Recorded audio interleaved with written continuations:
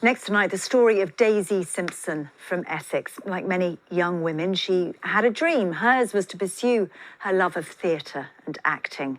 But everything changed when Daisy was diagnosed with a brain condition that affects just 1 in a million people.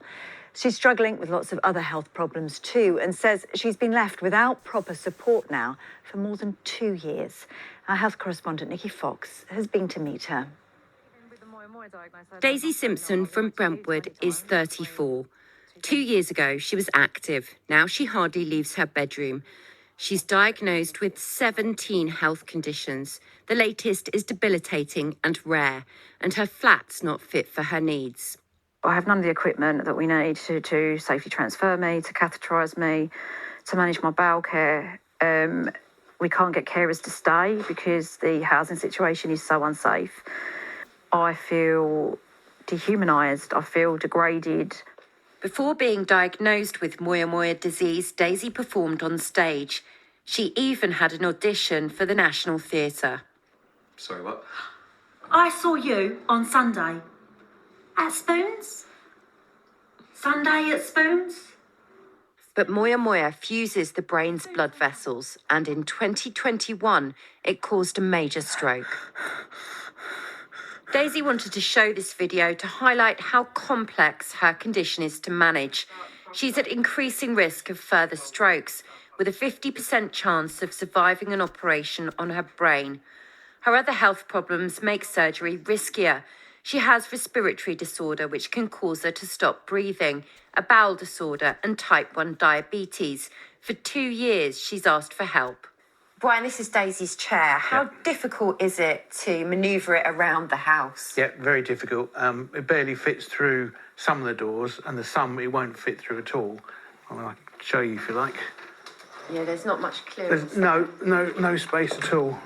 In fact, the bathroom doorway is so narrow, the only way Daisy can get in is by being wheeled through on an office chair.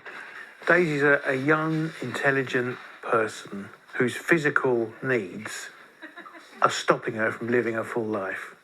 And I think she's got a right to live that life.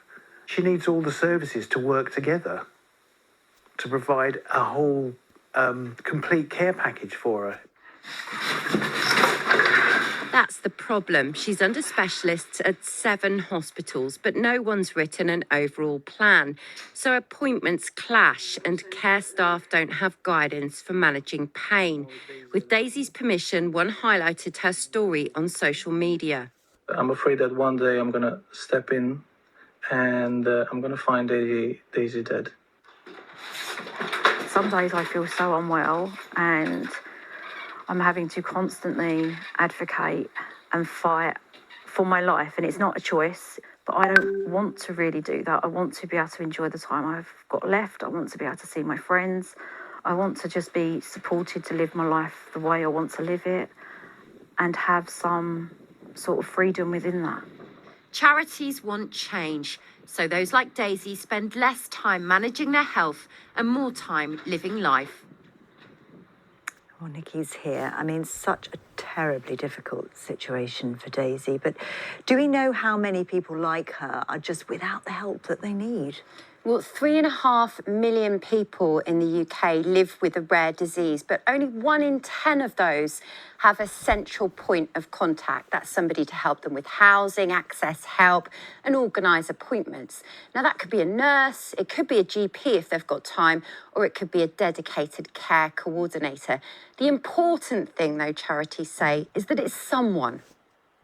We really need to do better to help people like Daisy and many others like her who are living in situations that they just shouldn't have to put up with. You know, their lives matter and they should be able to have access to the care and support they need to get on with their lives and live them to the full.